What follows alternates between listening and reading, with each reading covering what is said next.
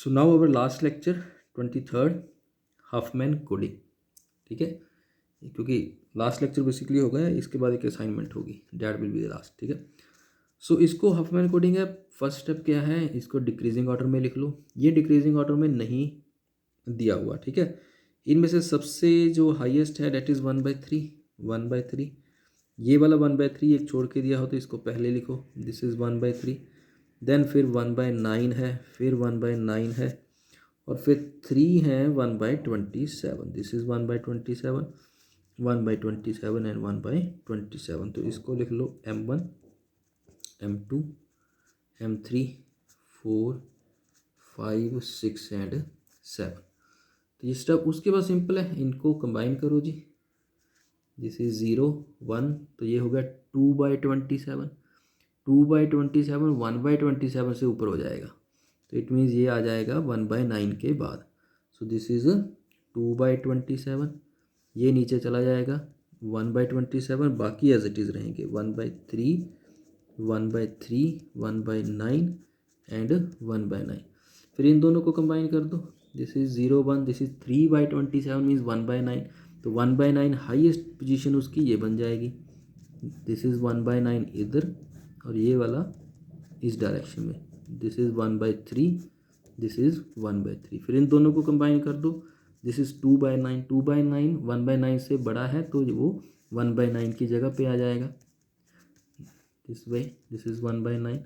तो this is 1/3 and this is 1/3। तो इन दोनों को कंबाइन करोगे, दिस इज 3/9 मीन्स 1/3। तो ये बिल्कुल अपने हाईएस्ट पे चला जाएगा 1/3।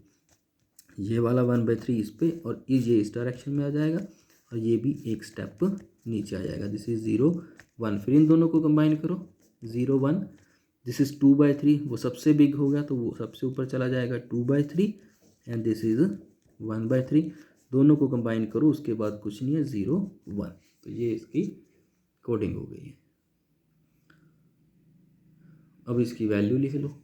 M1 की वैल्यू क्या आएगी, इस डायरेक्शन में पहले 0 आई, उसके बाद फिर 0 आई। तो M2 की वैल्यू वो 1 के साथ आया, 0, इट मीन्स वो होगा 1, 0। फिर M3 की वैल्यू, M3 की वैल्यू 0 के साथ चला, तो यहाँ पे 0, उसके बाद फिर 0, उसके बाद ये ऐसे गया तो ये हो जाएगा 1। और जो M4 होगा वो मैं चाहे ट्रेस कर लो, वो नेचुरली 1, 0, 1 होगा, क्योंकि M4 उसी 1 के साथ फिर आगे चला। सिमिलरली M5 इस 1 के साथ जा रहा है, दिस इज़ 1, 1 के बाद फिर ये भी 1, ठीक है, ये 1 आ गया, उसके बाद फिर यहाँ पे गया ये, फिर 1 आ गया, दिस इज़ M6 0 के साथ चला, इसके 0 के साथ ये लाइन चलेगी ऐसे, फिर 0 आया, 0 के बाद फिर 1 आया, 1 के बाद फिर 1 आया, और M7 उसी यहाँ पे 1 है तो यहाँ पे यही आएगा, ऐसे चलेगा। ठीक है ना, इसी से आप इसको डायरेक्ट लिख सकते हो। तो ये बन गई है इसकी 2 बिट्स, 2 बिट्स, 3, 3, 3, 4 एंड 4। तो इसकी H की वैल्यू लिख लेना, H की वैल्यू आएगी 2.28 बिट्स, और इसकी L बार की वैल्यू आएगी 2.40 बिट्स, और इसकी एफिशिएंसी आएगी 95%। ये आप खुद कर लेना कैलकुलेशंस। ठीक है जी, so this is the third example. अभी हम इसका जो लास्ट है ये भी कर लेते हैं हाफमैन कोडिंग से। तो ये भी आई थिंक उसमें नहीं दिया हुआ डिक्रीजिंग ऑर्डर में, तो क्योंकि इसमें से सबसे है ज़्यादा 0.30, तो इसको लिख लो 0.30, उसके बाद है 0.25, ये भी हमने किया था शैनन फैनन में। देन है 0.15, उसके बाद है 0.12, फिर है 0.10 एंड फिर है 0.08। तो इसको लिख लो M1, M2, M3, 4, 5 एंड 6। तो इन दोनों को कंबाइन कर दो, दिस कम्स 0.18, 0.18 0.25 के बाद आ जाएगा, दिस इज 0.18, तो ये इस डायरेक्शन में 0.15, ये इस डायरेक्शन में 0.12, this is 0.25 and this is 0.30। इन दोनों को कंबाइन करो, 0.27, 0.27 मीन्स 0.30 के बाद आएगा, यहाँ पे आएगा 0.27, then 0.25, then 0.18 and this is 0.30।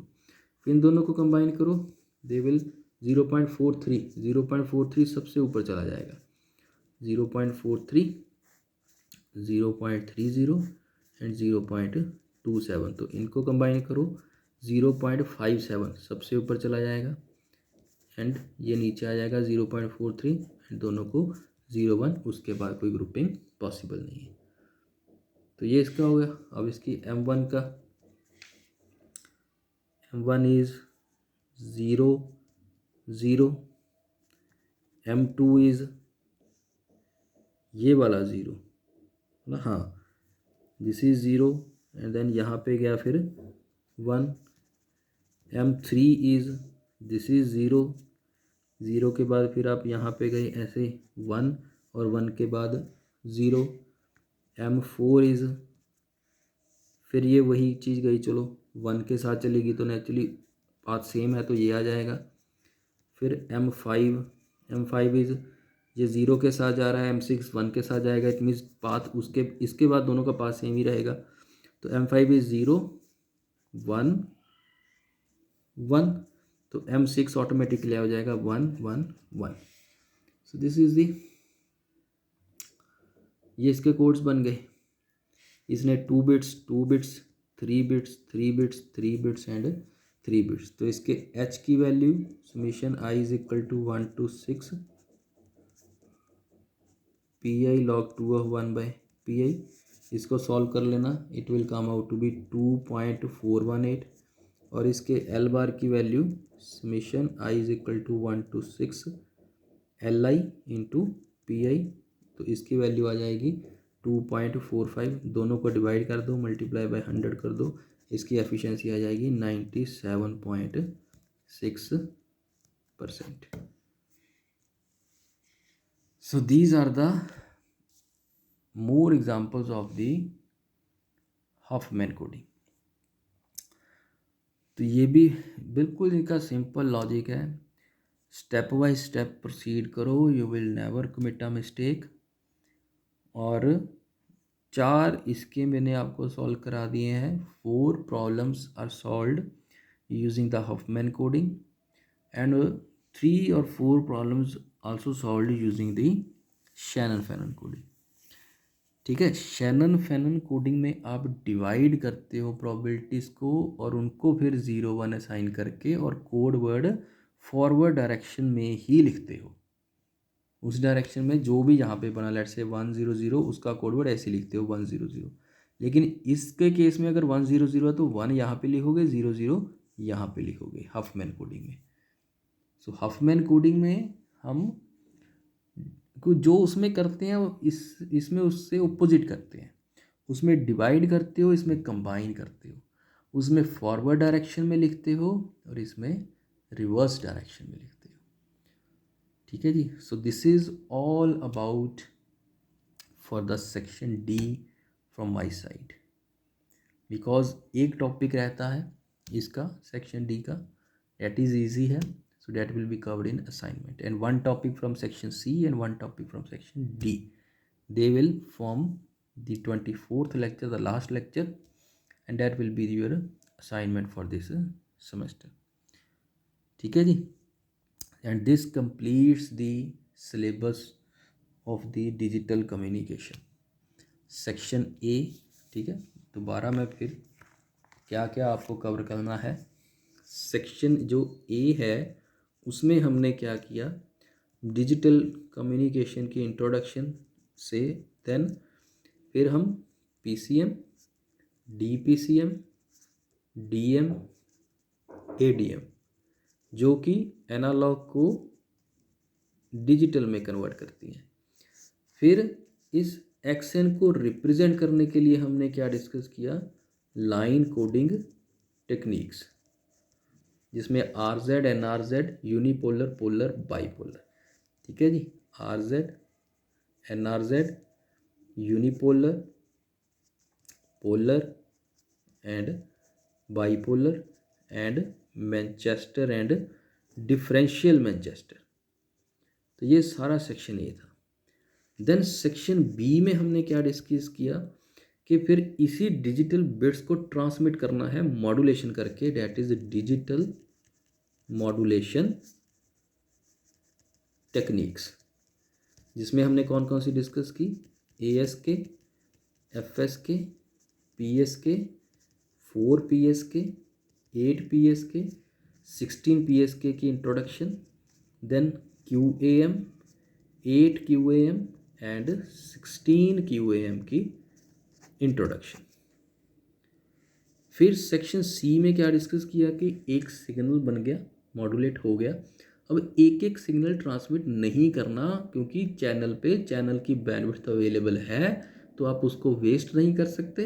आप मोर देन 1 सिग्नल और more than 2 signals simultaneously transmit कर सकते हो through a common channel, and that is called multiplexing. तो मल्टीप्लेक्सिंग में हमने फ्रीक्वेंसी डिवीज़न मल्टीप्लेक्सिंग की, जिसमें हर सिग्नल को डिफरेंट फ्रीक्वेंसी देकर ट्रांसमिट कर दिया, ठीक है, और मॉड्यूलेशन ट्रांसमिशन से पहले ही हो गई। फिर हमने टाइम डिवीज़न मल्टीप्लेक्सिंग की, जिसमें हमने एक ही कैरियर पे सारे यूजर्स को ट्रांसमिट किया, लेकिन डिफरेंट टाइम स्लॉट्स पे किया। पहले एक का सैंपल लिया, उसको क्वांटाइज एनकोड किया, फिर दूसरे का लिया, उसको क्वांटाइज। सो ये ज़्यादातर एनालॉग सिग्नल्स को ट्रांसमिट करने के लिए यूज़ की, और ये ज़्यादातर डिजिटल सिग्नल्स को ट्रांसमिट करने के लिए यूज़ की। तो इसमें AM, FM, PM सिग्नल्स को ट्रांसमिट किया, इसमें ASK, FSK, PSK सिग्नल्स को ट्रांसमिट किया। फिर इसकी एग्जांपल देख ली, लैंडलाइन टेलीफोन सिस्टम, जिसमें नंबर ऑफ सिग्नल्स को कंबाइन करते हैं, first level second level jumbo group बना के उसको 15.12 मेगाहर्ट्ज का ट्रांसमिट कर देते हैं। फिर TDM में हमने क्या डिस्कस किया, T1 कैरियर सिस्टम, ठीक है, उसमें सारा जो कॉम्यूटेटर की रोटेशन स्पीड है, फ्रेम टाइम क्या होता है, सैम्पलिंग टाइम क्या होता है, सैम्पलिंग फ्रीक्वेंसी क्या होती है, कितने बिट्स एक सिंबल पे आएंगे, सिंक्रोनाइजेशन क्या करनी है फ्रेम की, वो सारा हमने इसमें डिस्कस कर लिया, बिट रेट बैंडविड्थ, ठीक है। फिर सेक्शन डी हमने डिस्कस किया कि जो हम बिट्स बनाते हैं किसी सिग्नल्स की, उसको वहाँ पे भी कोई लॉजिक लगाया जाए कि ताकि वहाँ पे भी कुछ एफिशिएंसीज ट्रांसमिशन की हम इंक्रीज़ कर सकें। तो उसके लिए हमने पहले डिस्कस किया कि हर मैसेज क्या इन्फॉर्मेशन कन्वे करता है, वो कहाँ से पता चलता है, उसकी प्रोबेबिलिटी से पता चलता है, that is equal to log 2 of 1/p। फिर उस पूरे मैसेज सोर्स के बाद एवरेज इन्फॉर्मेशन कितनी है वो कहाँ से पता चलता है, एंट्रोपी से, that is mission I is equal to 1 to n pi log 2 of 1/pi। तो ये बता देंगे कि हम कितनी बिट्स रिड्यूस कर सकते हैं डिपेंडिंग अपॉन द प्रोबेबिलिटी, जिसकी प्रोबेबिलिटी ज़्यादा है कम बिट्स, जिसकी प्रोबेबिलिटी कम है ज़्यादा बिट्स। फिर ये बिट्स बनाई कैसे, ठीक है, और इनको ट्रांसमिट करने के लिए एक थ्योरम हमने स्टडी कर ली, शैनन चैनल कैपेसिटी थ्योरम। और फिर हमने 2 कोडिंग्स स्टडी की इनकी बिट्स बनाने के लिए, that is the Shannon Fano coding and Huffman coding. So this is the complete syllabus that I have covered in my playlist on the YouTube channel. ये सारे टॉपिक्स मैंने कवर कराए हैं, starting from the lecture 1st to the lecture 23rd, ठीक है। So this is all from my side. Now you just make study, any doubt please come to me, always welcome. Okay ji.